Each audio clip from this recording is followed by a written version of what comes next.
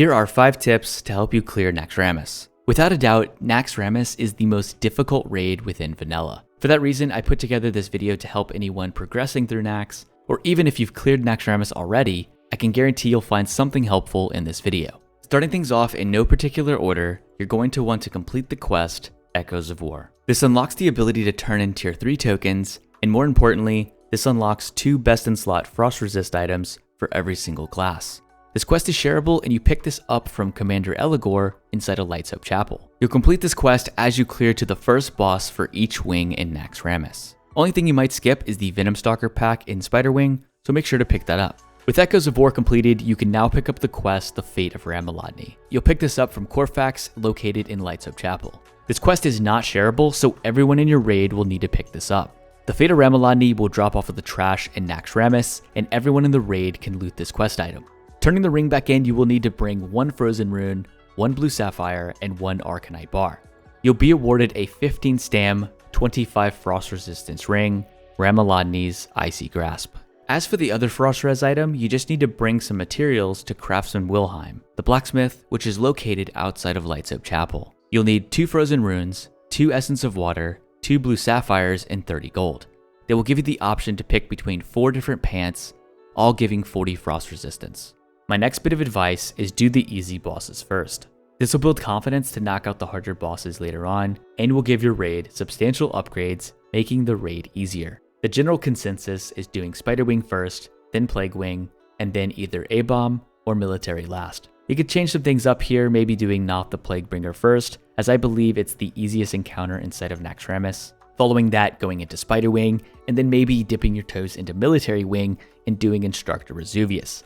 This fight is very intimidating going into it for the first couple of pulls, but becomes very approachable once your priests understand their taunt swaps and how the mind control mechanic works. This next tip is very simple: bring more healers. Not every raid has the luxury of bringing in more healers, but if you can do so, this will make the raid much more consistent. My guild Squawk is bringing in 11 to 12 healers at the moment, and bringing 14 to 15 on Saffron.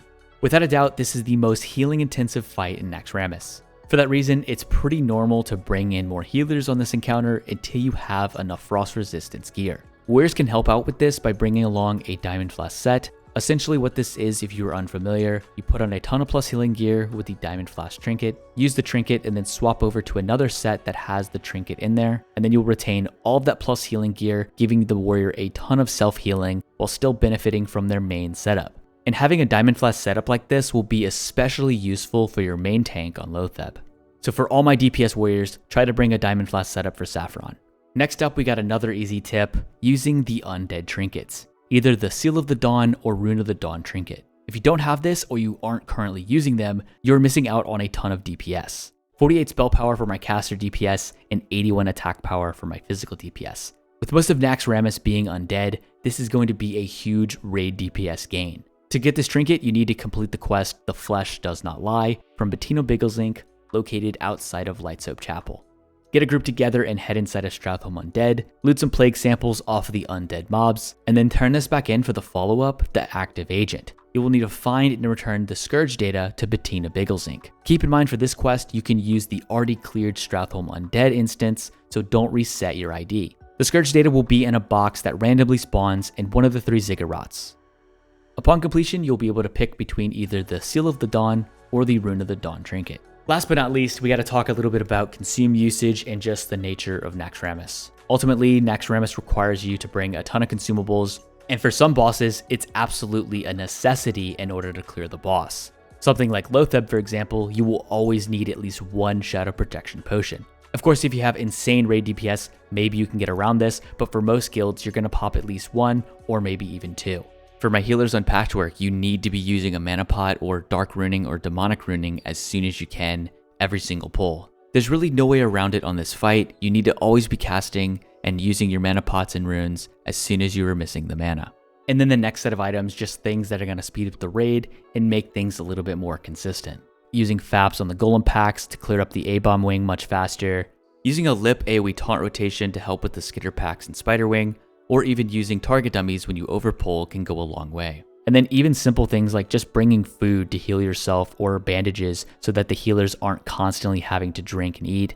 It just speeds up the raid and uses your time more wisely. Two good examples would be bandaging each time you jump over the slime in the A-bomb wing, or having food for any of the gargoyle packs.